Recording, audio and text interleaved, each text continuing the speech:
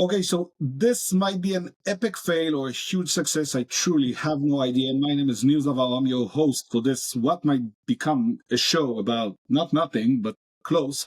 I have my co-host, Yoad, which is going to introduce himself in a second. But over the last year or so, we've been having a lot of conversations, a lot of talks about how workshops could look like, what we do, and other stuff.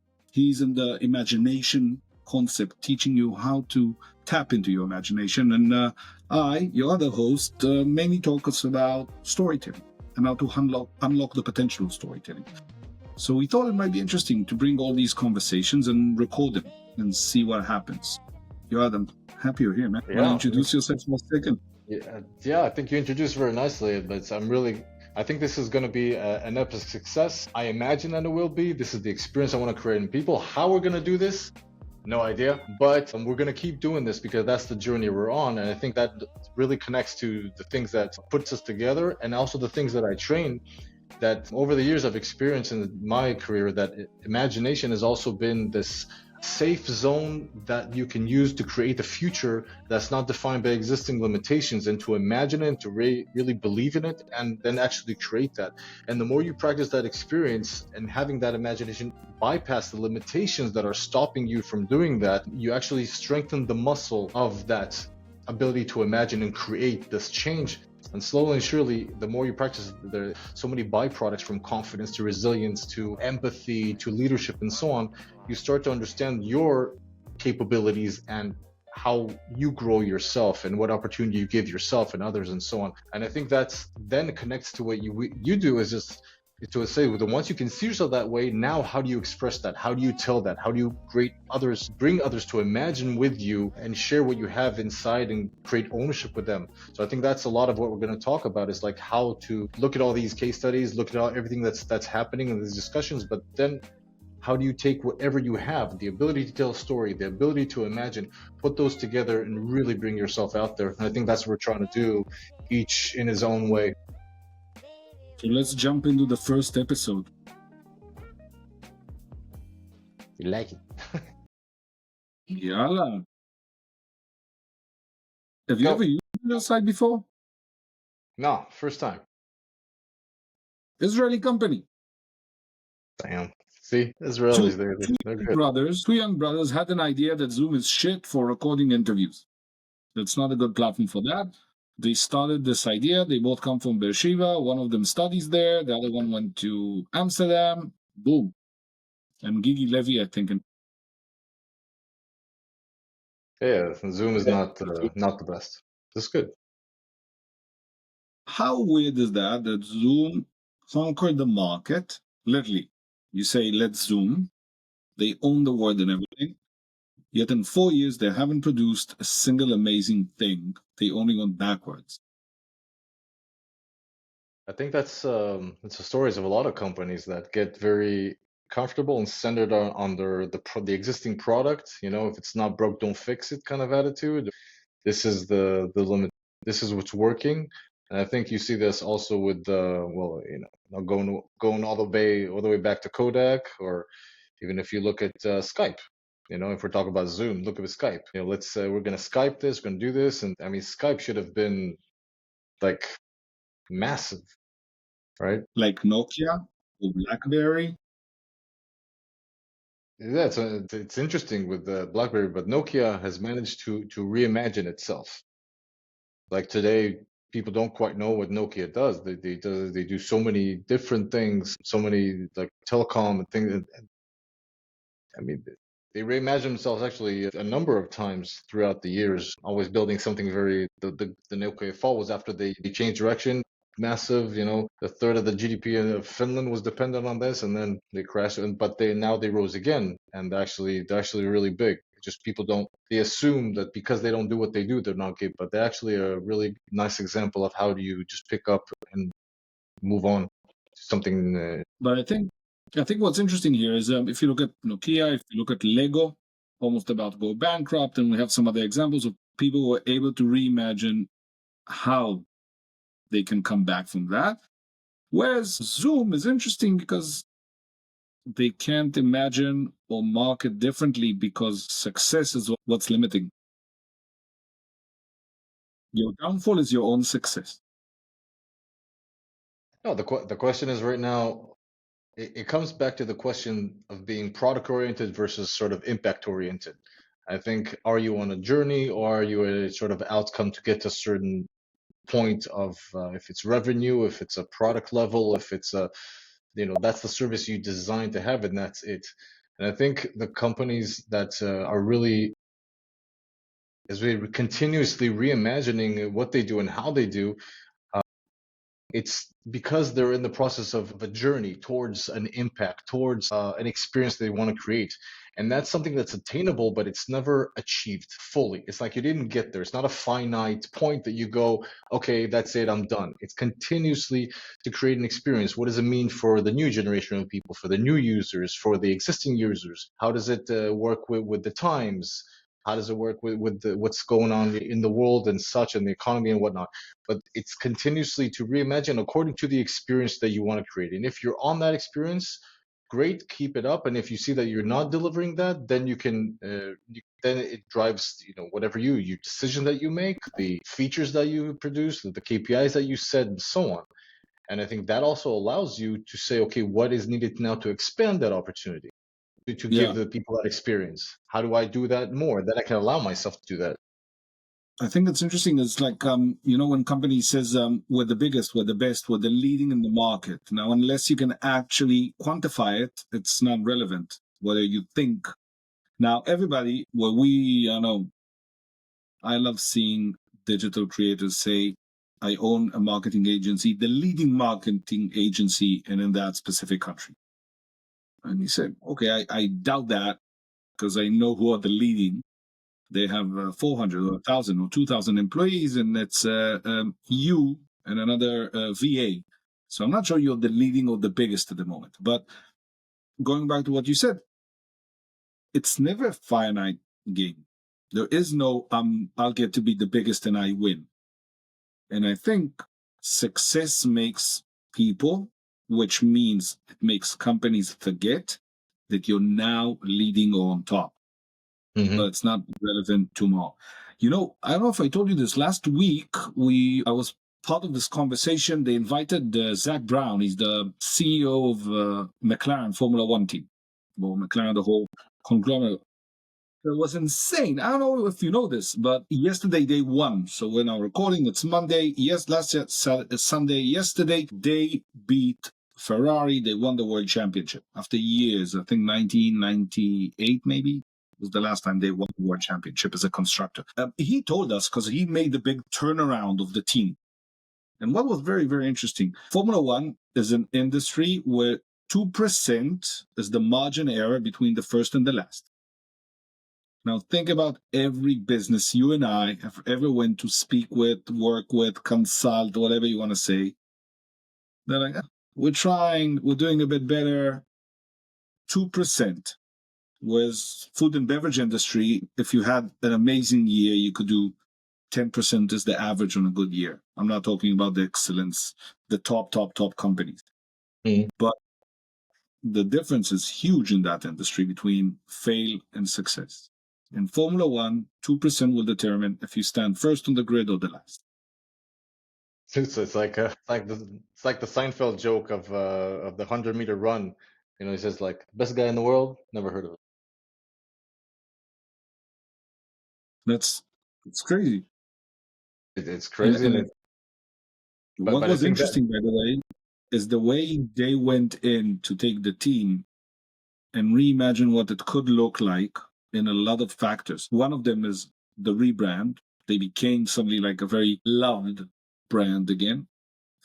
Okay. But they're always smiling and talking, and the team and the people who come to work with all have that vibe, that identity, which goes a lot into what the brand is. They reimagine what they would become. They built a plan and they're just fucking executing, which has been, I followed this sport since 93. that's a really good question because if you take this and you said 2% error, so that means that the product itself, the car that you build, the tires that you put, all these different things. I mean, the differences are so like incremental. They're so like it's a tiny difference between these things, and I think it's then puts a lot of, like you said, a lot of emphasis on the everything around it. It's like, how do you, when the differences are so small and everybody's so at the top, how do you now take people to the next level? How do you, what's the missing factor to bring them together? You know, it's like a football team has the crowd cheering them on, and there's something about this that gives them more energy. And I think like the team and if everybody having this ownership together, it's really interesting what he talked about. How did he bring it together to create that unfair advantage where everybody's so close together? So here's where it becomes interesting. They have a huge regulation book. So what's allowed, what's not allowed in tech. What how you're not allowed to build the wings in this way because it gives you too much speed. Aerodynamics has to be a certain way, weight has to be, and so on. If it's not in the book, it's up for grabs. What we know in business today is 99% of the people that you and I will meet, the first thing they say, it doesn't work like that. Whereas they say, no, no, no, it's not allowed. If it's not allowed, you can't. Everything else you need to figure out. Throughout the season, over 80% of the car will go through certain changes. So that means that the car you started the season with, 23 races after, is at least 80% different. Throughout the season, they almost reconstruct the whole car. Every time it's small upgrades and updates, which means that not both drivers will get it. But what's interesting is if you build the best car on the opening race of the season, midway through the season, it's last. Now, you can imagine whatever you want, and if it's not allowed, you can't. Everything else is up for grabs. What is interesting is you need to make small changes and understand that if you screwed up, that's 1 out of 23 races gone. So you have to That's think long yeah. term and short term.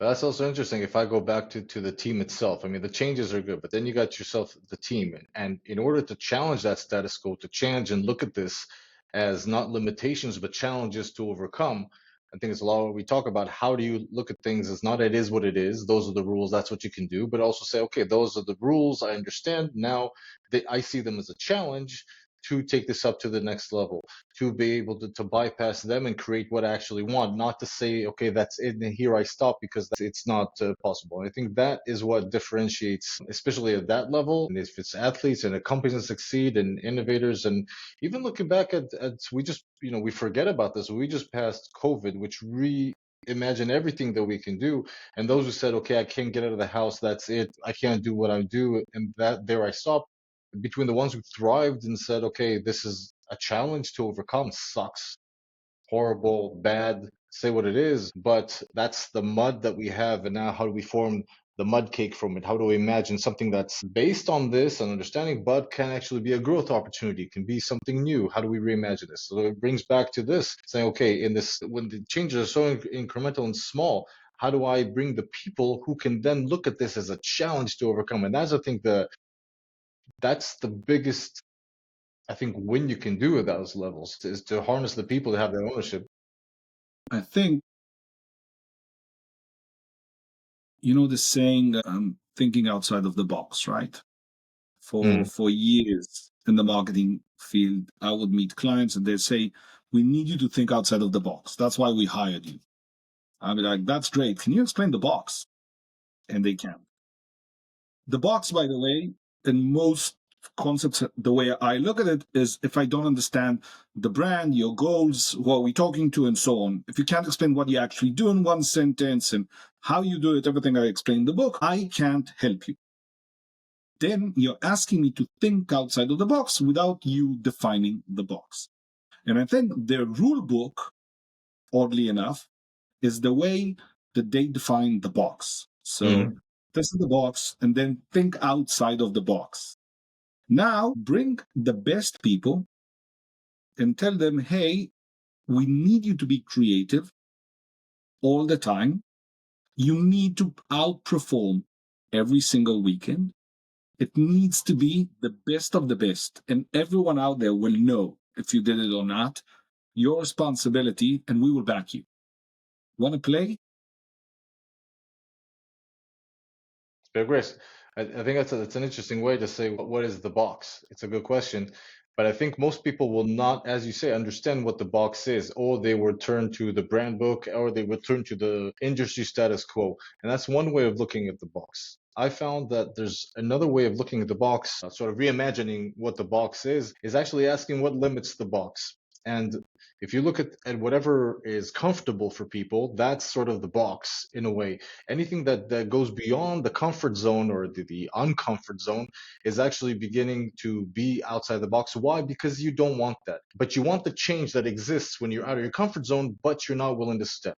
So when I look at if you look at the comfort zone as a circle, and whatever out of it is the change that you want that exists in the uncomfort zone, then I'm always saying on the whatever is on the outskirts of the circle is actually all those things that are blocking you. If it's fear of failure, if it's all these what will they say, what happens if they match me, da, da, da, what, all these fears and blocks and so on. These things are what actually define the limitations of the box. So when you have ideas, but they push people out of that and they start feeling it, this is why, people look at this as a logical thing. Outside the box means I'm uncomfortable being there, so you go be there and you tell me how it is. But even if you notice, and I'm sure you'll share stories on this, even when you bring back that out of the box, so to speak, solution, because it's from your box, you get a lot of resistance. And a lot of times all this resistance comes from their own fear of going, oh, understanding that then now they're going to have to be outside of the box too. Now they have to take this and actually do something with it.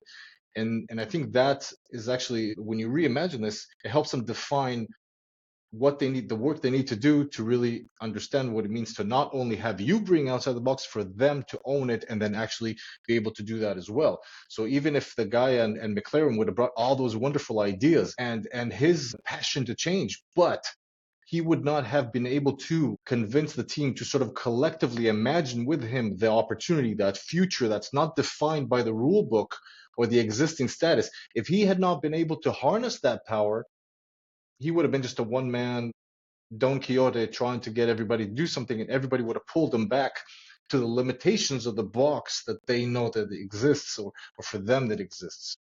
I agree. I think so much is coming to mind. One, I think he took a team that hasn't won in years since 1998, brought in a new spirit, and I think that's what people need to understand, that the leader takes ownership.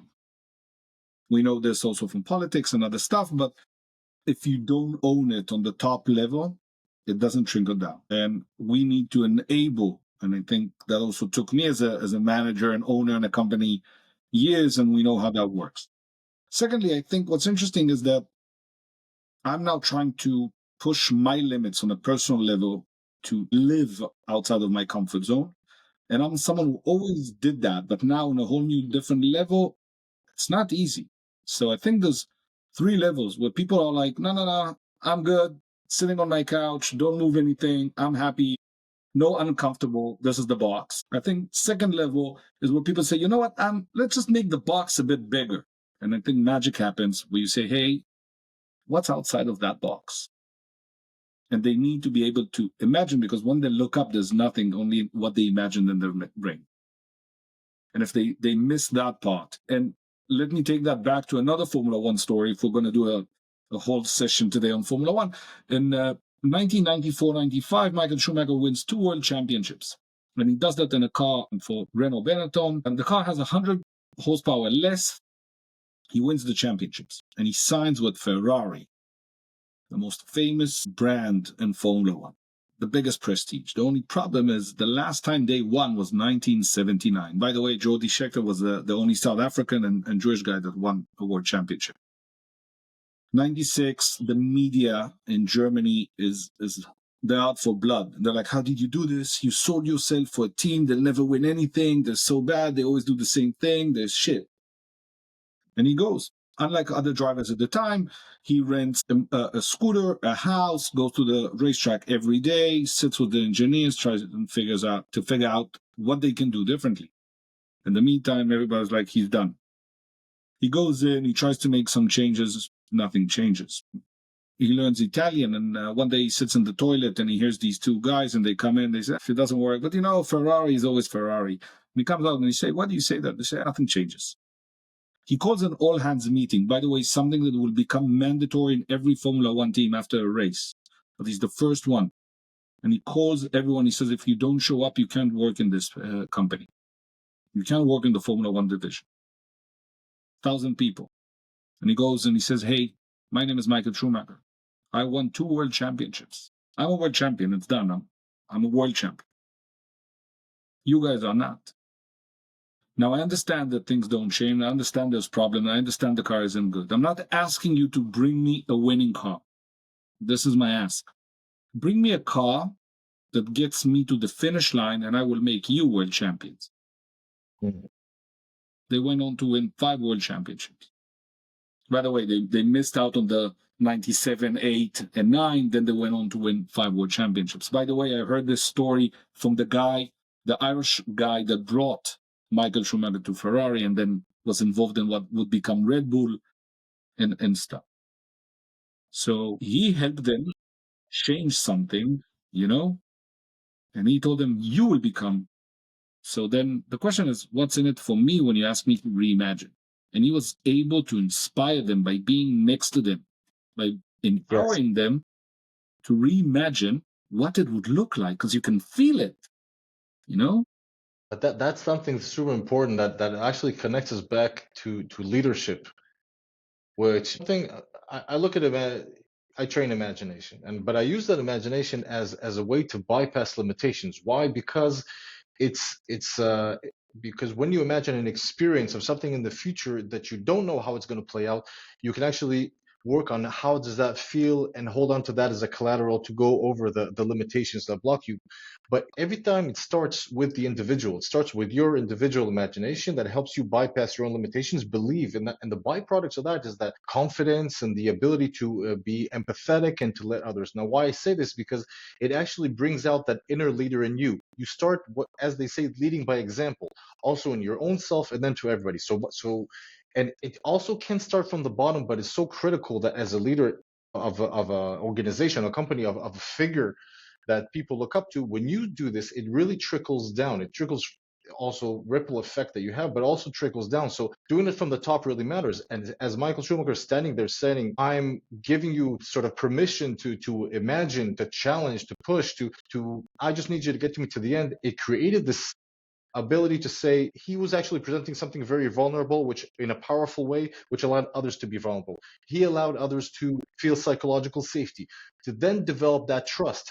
And as you noticed, as you said, that it took him a few years to do this because it starts and it trickles, and then people start believing it, lowering their own limitations, getting out of their comfort zone in a comfortable way, challenging, and then they do this. But there's ownership that he created simply by doing this, and then sort of saying, "I just need you to get me to the end, yes, but I need you to do this with me." That was the key thing. Leading by example, making everybody do it together with them, and then it takes again a while for people to trust and really begin to feel that yes, that's really the case, and then they're with you. Then that collective imagination starts, and everybody starts imagining together, and everybody starts challenging together. Everybody knows that whatever they do, it is because they're part owners of this journey of becoming world champions. So I think that's You know, also added them to the game, and not just said, "I'm there, get me there, and I'll be the world champion." It's we are going to do this. That's a big thing. so more than that, when he said, "I will make you," okay? By the way, I'm just checking when we're talking in 1996, the first season.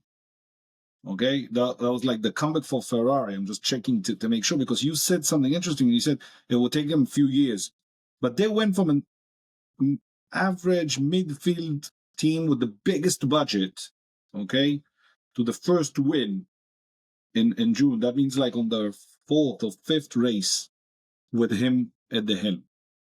Now, before that, racing drivers would come. They were like the product, right? They raced and left to Monaco to sit on the beach, to sit on the yachts. He came back and he talked to them and he worked with them and he helped them. And when he would go on, for example, talking to the media, he'd say, "Hey, it takes time. We're making progress." Okay. So, and then he starts winning. The change, the mindset change can happen very fast and the most complicated, let's say, management style out there. And the reason why I'm saying this, because this is running a team of over 1,000 people. So that means there's Mm-hmm. about 100 people fly with you to the race. And you have 900 people in the factory working on other stuff. You have the risk assessed management team in a different place. I think what is also sometimes limiting us is the understanding or the assumption that things can also move fast because we imagine, we create the story in our head, and we execute. Sometimes we even do that. When I wanted to lose weight, and I said, "No, I need to do a lot of things to lose weight. It won't work, Mm-hmm. right?" And then I said, "No, no, it will work," but I didn't do the right things, so I kept getting the same reaction. The outcome is the same outcome. I'm telling myself a bad story. That's, by the way, it's interesting because this morning I had a talk with someone who was we were talking the CEO that she's going to pitch now in front of this in front of these investors, and she says that yeah, it's she's nervous about it, and she hopes to get it good, but she says that through repetition I'll be improved, I'll be ready because I'll repeat it all the times. Now why it connects to what you said is because I asked her a simple question. I said, okay, repetition of what? What are you repeating? Are you repeating going up there to pitch? You talk about losing that and look about pitching with and already practicing overcoming or facing the anxiety and the stress and everything. So you're basically building up the self chosen truth and repeating it over and over again, which makes it into a hard fact that you go up there and you're supposed to be nervous and you're supposed to stress. And what you're doing now is practicing to overcome the stress. Now, what's happening is that you're repeating that story. I will be stressed. I will be nervous. I will be this. And what I'm doing here is repeating so I can counter that. Instead of changing what you repeat, because I said when you go up there and you repeat the fact that I'm here to give an opportunity for people to hear me, I'm giving an opportunity for myself to be here. I cannot choose whatever people how they perceive it, but I can give an opportunity for me and my team to be presented in this way, and that's what I do. Then yes, you repeat, and yes, you will still go, but the experience that you actually repeat over and over again is experience is a different one, the one that builds you up, the one that offers an opportunity. Just like Michael Schumacher said, I'm offering you an opportunity to come with me. I'm not saying let's do that for them. We're doing it together as we'll work through this, we'll achieve that point. When we do this, I don't know, but we'll do this because we're giving ourselves an opportunity to make ourselves as best as we can and be those champions. And I think Why? that's the thing about Why do repetition. you think? What do you think she's stressed? Well, I think that's the thing is that people have, first of all, we're sort of bred that way. We're always told that there's a right and a wrong and a good way and a bad way, and the way you do this and way you don't do this. So what happens is that you have these ways of doing things, and then you imagine yourself according to them, which actually takes out from what is your authentic way of doing things, okay, which is actually a very big ask to understand what is my way of doing things. So, and the second thing is that I think people are continuously imagining what people are imagining about them. So I am continuously working through other people to see myself how I see myself. Now, the more people you switch, the more views you get. So, what is your view? What is your place to put? And then that actually also brings you to the point, which I think Michael Schumacher, going back to him, changed, is that you define yourself by the outcome. But notice that if you define yourself by the outcome, and everybody has different outcomes or different perception of what that outcome is, better or worse, right, wrong, and so on, higher level, lower level, that you continuously just move sideways just to make everybody happy, and not really, and then you end up not being your authentic self, and it shows, by the way. So while you're continuously imagining what others want, you become increasingly unconnected to what you actually bring. And but maybe going back, what Michael Schumacher did is just really disconnect from the outcome of the world. Says, you get me to the end, I'll make you champion. How we do this, we'll do this together. When, I don't know. How, we'll see. But we do this together. We're giving ourselves an opportunity to be the best. We're not going of course we're competing against other brands and other cars, but we're first of all competing against ourselves and giving ourselves the opportunity, and then we put it to the test and see how we did and what we need to iterate to continue to do this. But the mission was clear, was not the one race, not the two race, not the three race. It is to continue this on a journey, and along the way the outcomes become milestones, which sounds like semantics, but it's not semantics, because milestones are on the way to this infinite journey that you take, and these outcomes is a finite thing that yes or no, and at that point on it defines the way you did things, not necessarily for improving. Sometimes it'll actually backfire, and you'll stop doing things, and you'll have less faith in yourself, and you'll start having internal politics or so on. I agree. I think Most entrepreneurs get the idea, and you know this. I work with a lot of startups, a lot of founders from different levels. I sometimes tell people, you know what? Show me your stuff. Give me the pitch. Show me a video of the pitch you did, and I'll do it better than you. I'm not the CEO. I'll pitch it better than you. And I can almost absolutely guarantee that I'll do it better than them. Almost. I even tell them, if not, I'll give you your money back. If I do, you pay me twice. The reason is because most people, why do we feel anxiety? Because we don't know what the outcome will be, right? Now, look at salespeople. I just wrote a blog post for a chief revenue officer's Facebook group. And I told them, listen, you're forgetting the most important thing. When your sales team comes back and you ask the sales rep or you ask your CEO, how did it go? And they say, yeah, I think it went well. Why? You're supposed to tell me it went exactly as planned. Yet, if I'm not prepared, I am improvising. If I'm improvising, I don't know if I got the right outcome. So basically, what we're telling people, let's put you in a stressful situation, being on stage, talking to people, talking to investors that I'm going to ask them for millions of dollars. And if they say no, I'll never meet them again. Now, let's build up those stress levels to the top that we can, right? Uncomfortable, once in a lifetime, this and this and this. And then also tell them that they're not ready to do it. Most people would shit themselves. Most people would panic. Yet most people I've met won't do what it takes. You know why people don't write their talks? Because then it's a commitment.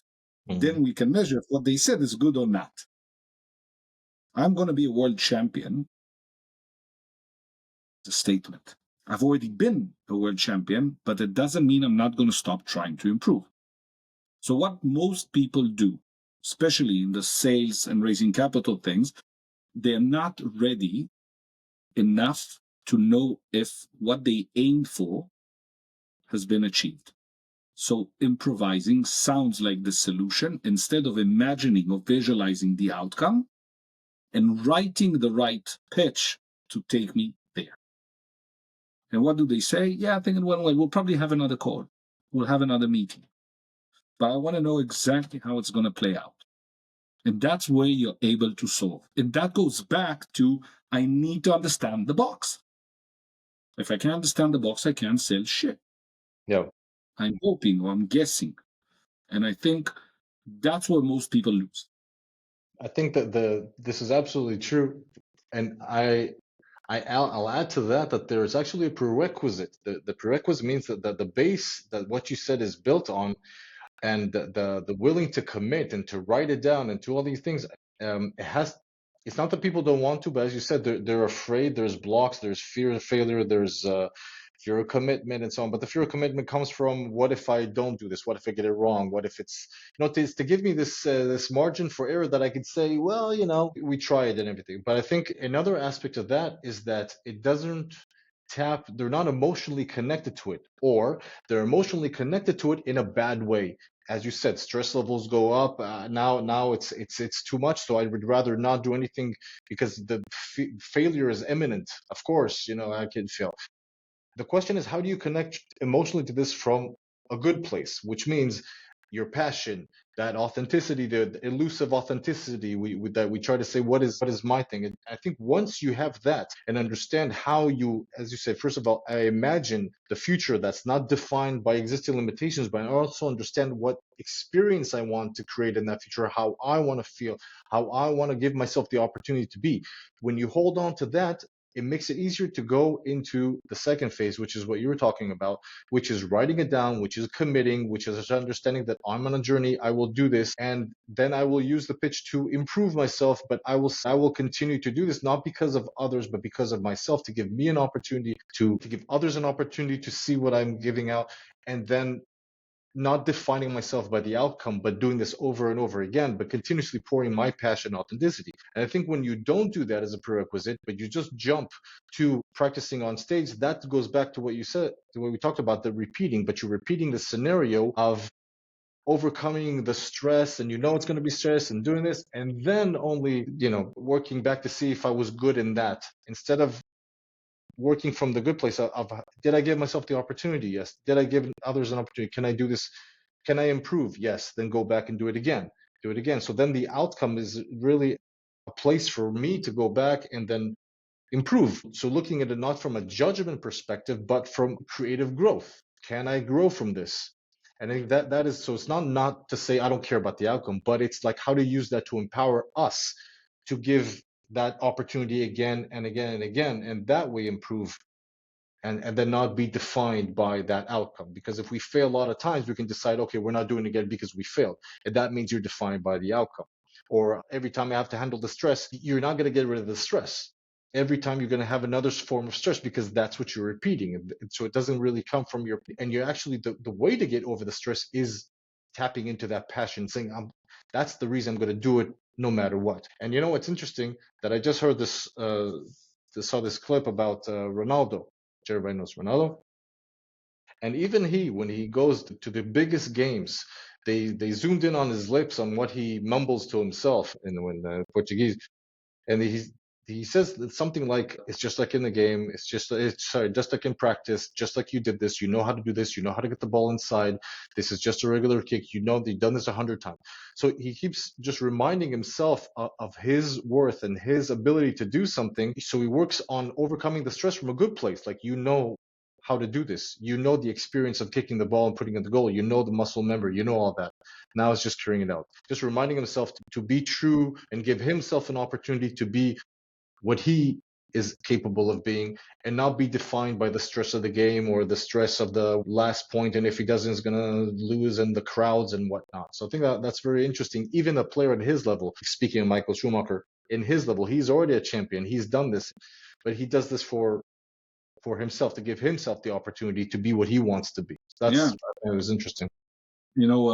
I started watching Formula One in 1993, and people would tell me it's so boring. Why are you watching it? And it's the pinnacle of sports, or definitely motorsport, in terms of human ability. Better than a soccer player or football player or any other athlete. Number one, at 120, if your heart rate goes over 120, right, you're not thinking clearly. And you can't think at all over 160. These people make decisions at over 200. Now, what's interesting is they need to be able to adapt all the time, be outside of their comfort zone all the time, make decision, and know that if they made a mistake, they'll fix it again the next time. But that time is gone.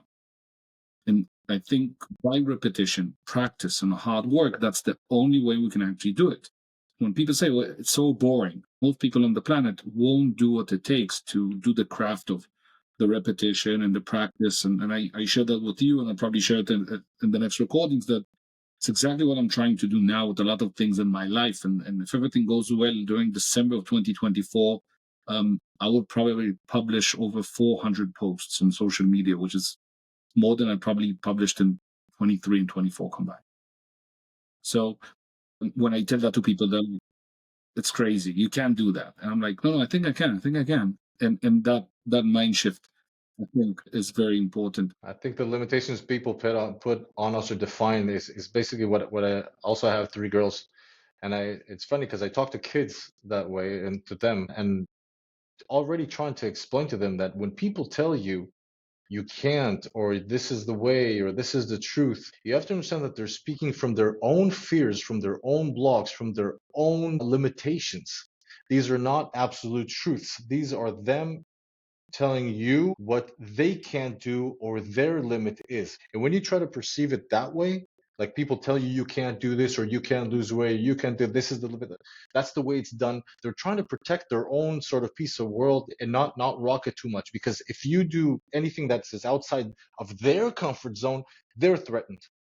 You see, you come off as a threat because you do the things that they will not, and that creates frustration on their part. So in order to, so a lot of people do this even unintentionally. They will peg you down so they will feel comfortable. They will not rise to your level. They will bring you down to theirs, not from a mean thing, but just to keep them and their place safe. And I think Yeah. that is, and even to share something of, like, I'm on a journey to train people with their imagination, how to use that as a super tool to bypass their limitations, their blocks, and everything that permits that limits them from becoming their full potential. And even for me, it's like building this new thing and being an imagination coach. People go, "You mean creativity?" I say, "No, I'm talking about imagination." My best friends and people very professional say, "You know, maybe you should bring imagination on the back burner. It's just a method. Don't talk about that. Talk about creativity. Talk about this."